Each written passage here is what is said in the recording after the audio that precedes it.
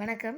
இன்றைக்கி நம்ம பார்க்க போகிறது 6th ஸ்டாண்டர்ட் ஃபர்ஸ்ட் டேர்மில் வந்து இங்கிலீஷில் சீ டர்ட்டில்ஸ் அப்படின்னா கடல் ஆமைகள். இது வந்து ஒரு 7 டைப்ஸ் வந்து இருக்குது. ஸோ அதில் ஒரு சிலர் என்னென்னு பார்த்தோம்னா the loggerhead, the olive ridley, the leather back, the hawksbill, the green sea turtle. So இது வந்து இருக்குது. இப்போ நீங்கள் வந்து சீ டர்ட்டில்ஸ்லாம் பார்த்துருக்கீங்களா? கடல் ஆமைகளை அது எங்கே இருக்குது அப்படிங்கிறத அந்த டர்ட்டில்ஸ் பற்றி நம்ம தெரிஞ்சுக்க போகிறோம். அடுத்ததாக என்ன நம்ம லெதர் பேக் அண்ட் ஹாக்ஸ்கில்ஸ் ஹாக்ஸ்பில் இந்த மாதிரி இருக்கக்கூடிய இதெல்லாம் வந்து நாம் எப்படிங்கிறத நாம் தெரிஞ்சுக்க போகிறோம். இப்போ ஃபஸ்ட்டு பார்த்தோம் அப்படின்னம்னா ஆலிவ் ரிட்லி பற்றி பார்க்கலாம். ஓகேவா? ஸோ ஃபஸ்ட்டு ஒரு இன்ட்ரொடக்ஷன் பார்க்கலாம். நம்ம வந்து ஜூ அண்ட் ரெப்டைல் பார்க்லாம் போனோம்னா டார்டாய்ஸ் பார்த்துருப்போம். டார்டாய்ஸ் அப்படிங்கிறது நில ஆமைகள் அப்படிம்போம். டார்டாய்ஸுக்கும் டர்ட்டில்ஸ்க்கும் நிறைய டிஃப்ரென்ஸ் இருக்குது. ஓகேவா? டார்டாய்ஸ் அப்படிங்கிறது நம்ம நிலத்தில் வாழக்கூடிய உடலமைப்பையும் இதையும் வச்சுருக்கோம்.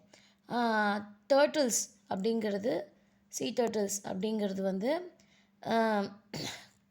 கடலில் வந்து நீந்தறதுக்கு தகுந்த மாதிரி உடலமைப்புகளை வந்து மாறி இருக்கும். அதுலேயும் நிறைய வந்து டைப்ஸ் வந்து இருக்குது. ஓகேவா? ஸோ இப்போ பார்த்தோம்னா டோட்டலாக என்டையர் லைஃபே பார்த்திங்கன்னா சீல தான் அது இருக்கும். டார்டாய்ஸ்க்கும் டர்ட்டில்ஸ்க்கும் நிறைய வந்து வித்தியாசம் இருக்குது. 7 ஸ்பேசஸ் 7 வகை வந்து இருக்குது இந்த சீ டர்ட்டில்ஸில். அதில் வந்து ஒரு 5 மட்டும்தான் வந்து இந்தியாஸ் கோஸ்டல் வாட்டர்ஸில் வந்து இருக்குது. என்ன அப்படின்னா ஆலிவ் ரிட்லி, இது பார்த்தோம் இல்லைங்களா, இந்த 5 தான். The loggerhead, olive ridley, leatherback, the hawksbill, the green sea turtle. ஓகேங்களா? ஸோ இதுதான் வந்து இங்கே ஒரு 5 இது மட்டும்தான் இந்திய கோஸ்டலில் வந்து இருக்குது. ஸோ நிறையா டார்டாய்ஸை வந்து கம்பேர் பண்ணக்குள்ள சீ டர்ட்டில்ஸ் வந்து பார்த்தோம்னா அதிகமாக இருக்குது. ஓகேவா? ஸோ இப்போ வந்து ஸ்மாலஸ்ட் ஸ்பீசியஸ் வந்து என்ன அப்படின்னா ஆலிவ் ரிட்லி. இதனுடைய வெயிட்ஸ் பார்த்தோம் அப்படின்னா 35 கிலோ வரைக்கும் இருக்கும். வென் ஃபுல்லி க்ரோன், நல்லா வளர்ந்ததுக்கப்புறமா பார்த்தோம்னா 35 கிலோ வரைக்கும் இருக்கும். The largest of them all, the leather bag, grows to a length of 2.2 meter and each could weight as much as 700 kilogram. ஓகேவா? ஸோ இதில் வந்து எல்லாத்துலேயும் ரொம்ப லார்ஜஸ்ட்டாக இருக்கிறதுன்னு பார்த்தீங்கன்னா லெதர் பேக்குங்கிறது பார்த்திங்கன்னா இந்த இதுதான், இந்த டர்ட்டில் தான். ஸோ இதனுடைய உயரம் லென்த் பார்த்திங்க அப்படின்னா 2.2 மீட்டர் இருக்கும். அதனுடைய வெயிட் பார்த்தோம் அப்படின்னம்னா 700 கிலோகிராம்ஸ் வரையிலுமே இருக்கும். ஸோ இப்போ சீ டர்ட்டில்ஸ் வந்து அதனுடைய என்டையர் லைஃபுமே ஓஷன்ஸில் தான் வந்து இருக்கும். லேண்டுக்கும் வந்து இது கனெக்ட் ஆகும். நிறைய வந்து எக்ஸ் வந்து பார்த்திங்கன்னா லேண்டில் வந்து தான் வந்து பண்ணும். ஓகேங்களா? ஸோ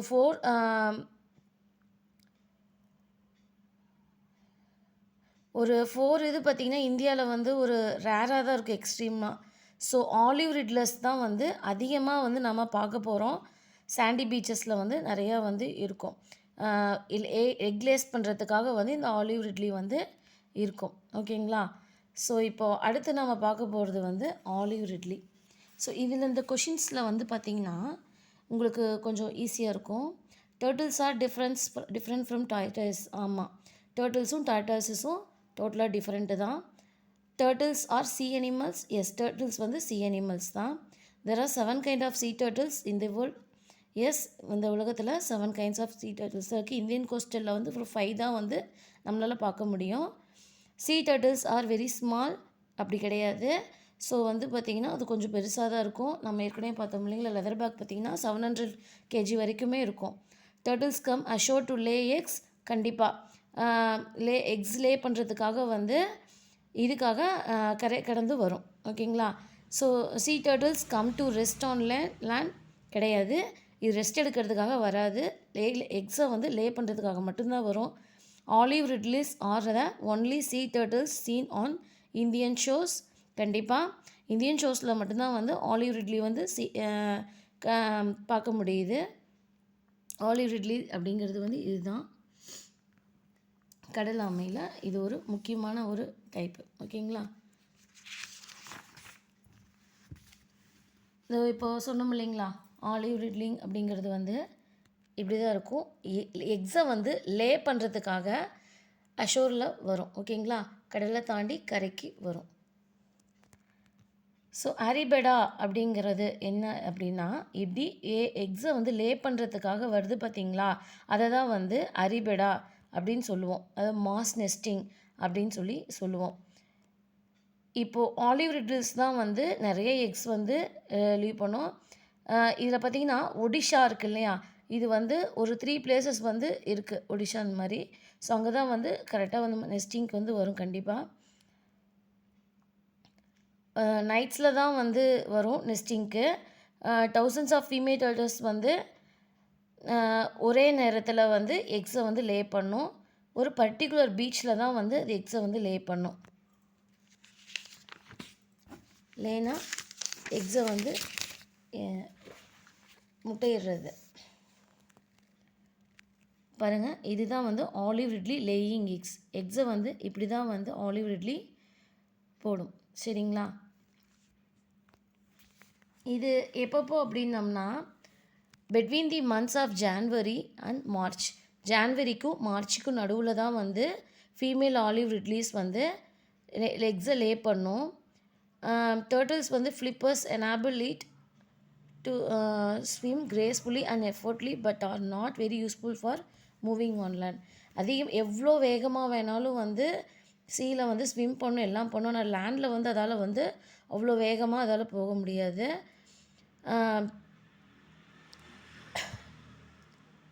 பீச்சில் பார்த்திங்கன்னா ஒரு ஒரு ஸ்பாட்டை வந்து அது சூஸ் பண்ணிக்கும். அந்த ஒரு குறிப்பிட்ட ஹைடைட் லைனில் வந்து சூஸ் பண்ணிக்கும்.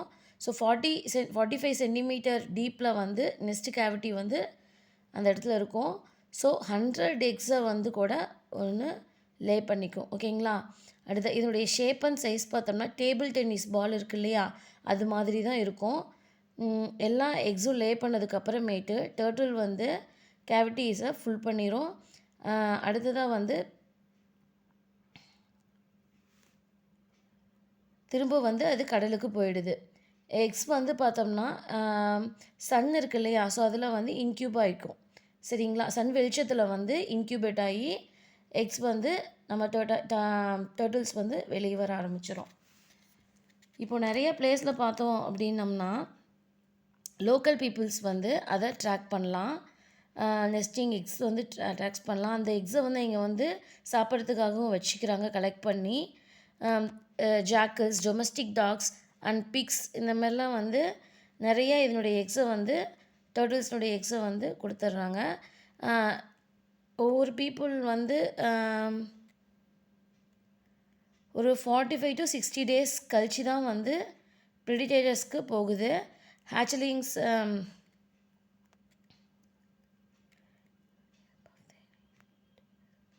ஒரு சின்ன எக் டூத்தாக வந்து குட்டியாக வந்து முதல்ல வெளியே வரும். அடுத்ததாக ரேசர் பிளாட் வந்து வரும். Hatchling sign out. அடுத்ததாக பார்த்தோம்னா எக்ஸ் வந்து ஹேட்ச் பண்ணிக்கும்.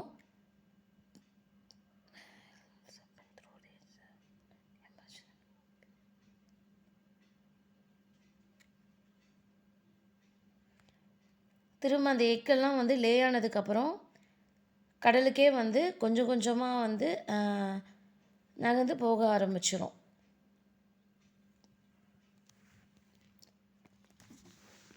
அடுத்ததாக பார்த்தோம்னா இந்த இதுலேயும் பார்க்கலாம். Female olive ridleys come ashore at night to lay X.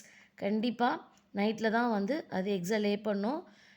The eggs of an olive ridley are in the shape and size of cricket ball. கண்டிப்பாக கிடையாது. இது வந்து எப்படி இருக்கும் அப்படின்னா